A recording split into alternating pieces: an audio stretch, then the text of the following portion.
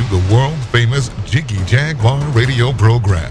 Raw and uncut, Jiggy Jag, you know how you do it. You know what I'm saying? Keeping it all the way live. Broadcasting live from Hutchinson, Kansas. Well, I'm sitting here with a linguist. I had no idea.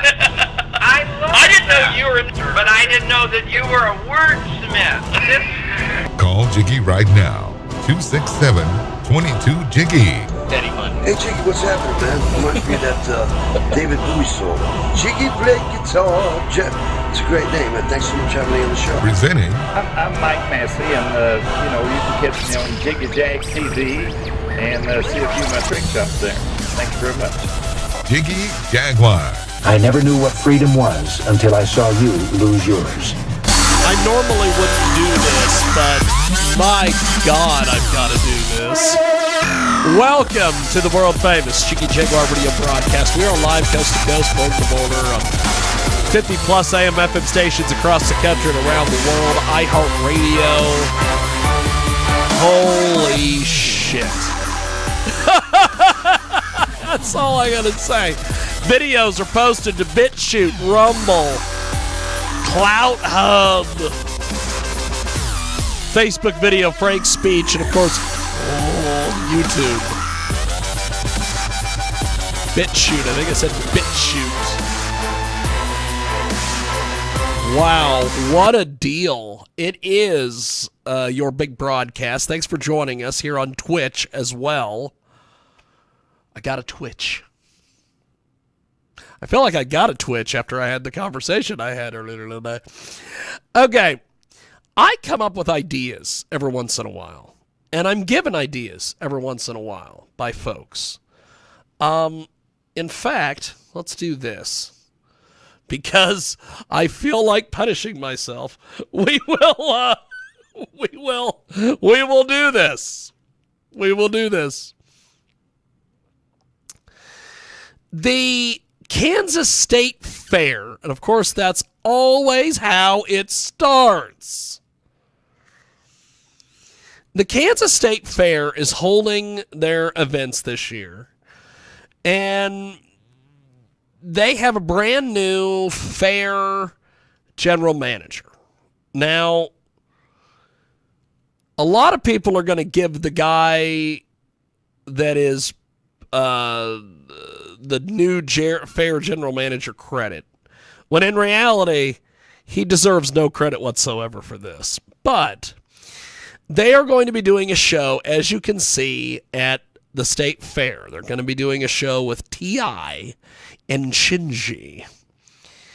Of course, that is Saturday, September 17th at the Grandstand. Now, I had someone approach me about an idea today. I had DJ Spawn, yes, that DJ Spawn, call me on the phone. And he said, I would love to DJ for this. And I thought, he's not wrong. I think DJ Spawn should DJ this event. I think it'd be great. I think that DJ Spawn and his wiggy and all of his turntables and everything. And then I got to thinking, they have a perfect opportunity here with this show. T.I. and Chingy, or Chingy, or Chingy, or however you pronounce the guy's name. I'm not going to get an interview with him, so it's not going to matter. But, which, by the way, I'll get into that as well. But I thought, there are lots of DJs out there. There's DJ Money. There's DJ Spawn. There's DJ you-know-who. There's lots of DJs. And they all do the wiggy stuff. And they've all got turntables. And it would be fantastic. So I decided that I would send my contact at the State Fair an email. So I did. And I said, hey, I already know that you guys have, they're already doing like a Battle of the Bands thing where they're trying to get people to vote, you know, to vote for, do some online voting, and they're going to do some stuff where we're going to have people, whatever. And they're already doing a Battle of the Bands thing. And I thought, well, you know, they're probably going to do typical Hutchinson, Kansas thinking, which is, well, we're already doing one battle. We can't do two. So I went ahead and I sent this email, and I put at the end of the email, I said, this is just a thought, which means you can take the idea, crinkle it up, and throw it in the garbage. So instead of them doing that, they had the old Quick Shop manager call me on the phone.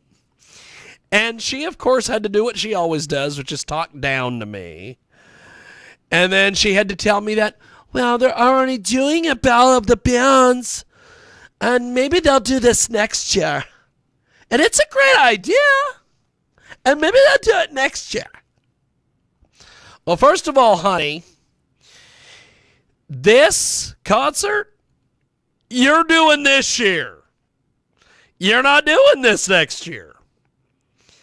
Unless you're going to bring in 2 rappers next year, you won't need a DJ.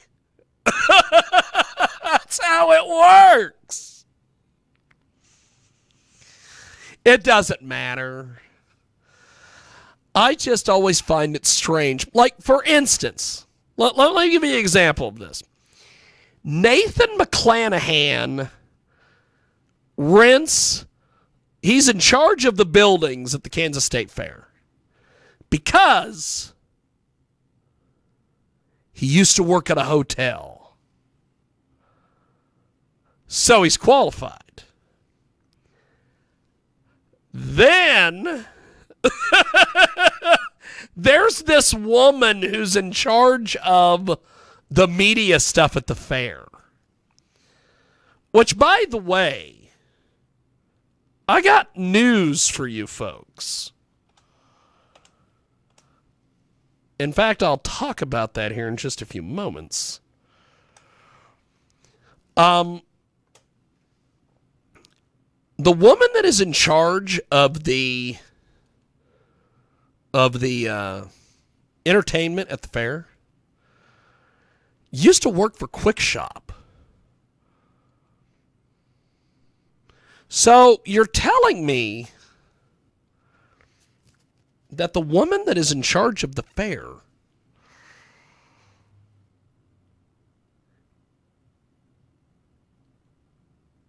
to do entertainment and media and things like this and advertising and all this used to be over some gas stations?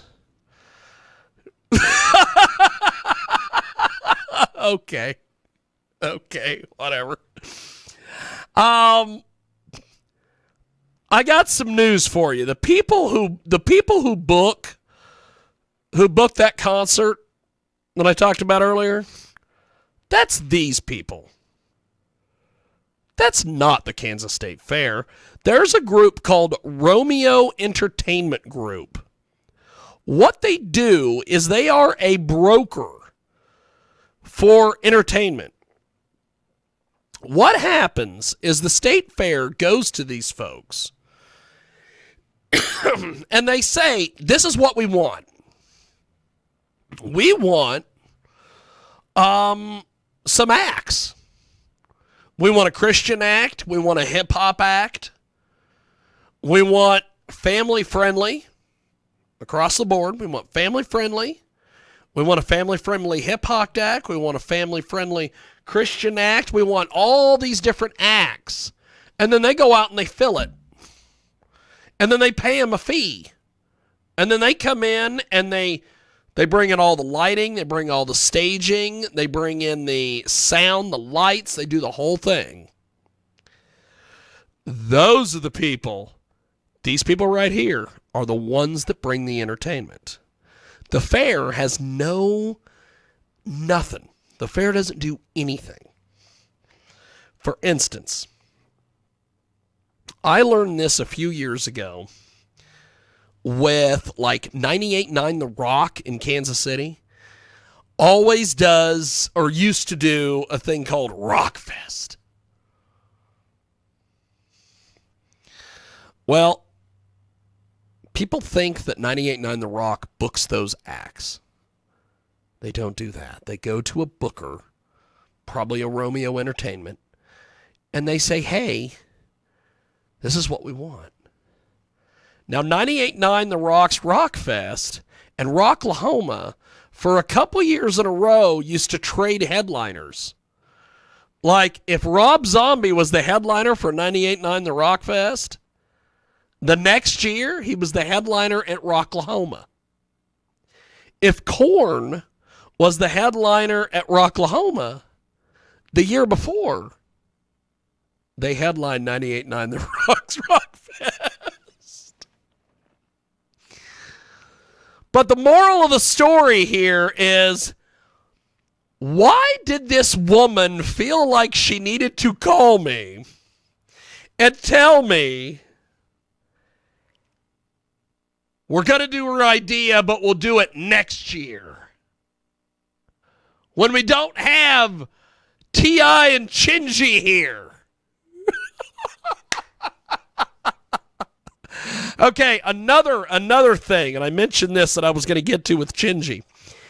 I know his PR people, and I get emails, and I've gotten emails for the last 2 years from them. Every time the guy drops something, they send a press release. Oh, he's got a new song.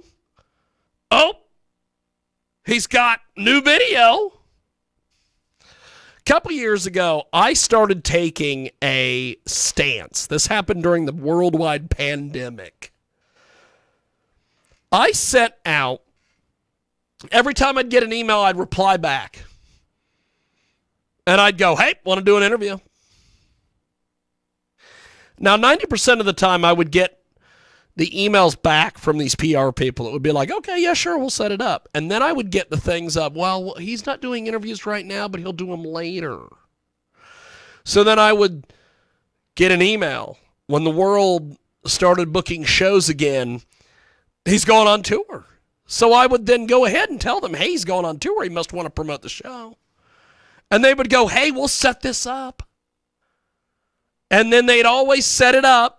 And then they'd get a hold of me the day before and they'd go, oh, something's come up. We got to cancel. We'll reschedule. So, about a year ago, they told me, well, we're going to get you that Chingy interview. So, voila, I get an email because I'm on the media list for the Kansas State Fair. I get an email, and look who's playing the fair. Chingy. So I send his PR person an email, and I said, hey, we can finally get that interview. Now, of course, he sends me back a message that says, well, I'll set this up for you in September. So probably about the last week of August, I'm going to send him an email, and he's going to go, oh, his schedule's too tight. We're not going to be able to do this. Or they'll do the old, well, could we do a phone interview? I'll be like, okay, so you're going to do a 15-minute phone interview with me when he's at the Kansas State Fair in the same fucking town that I'm in. But yet his schedule's too tight to do a 15-minute in-person interview. Okay, got it. I got it. Totally got it. We're going to take a break now that I've scared Peter and everybody in the house. When we come back, we are going to have our next guest coming up on our big program.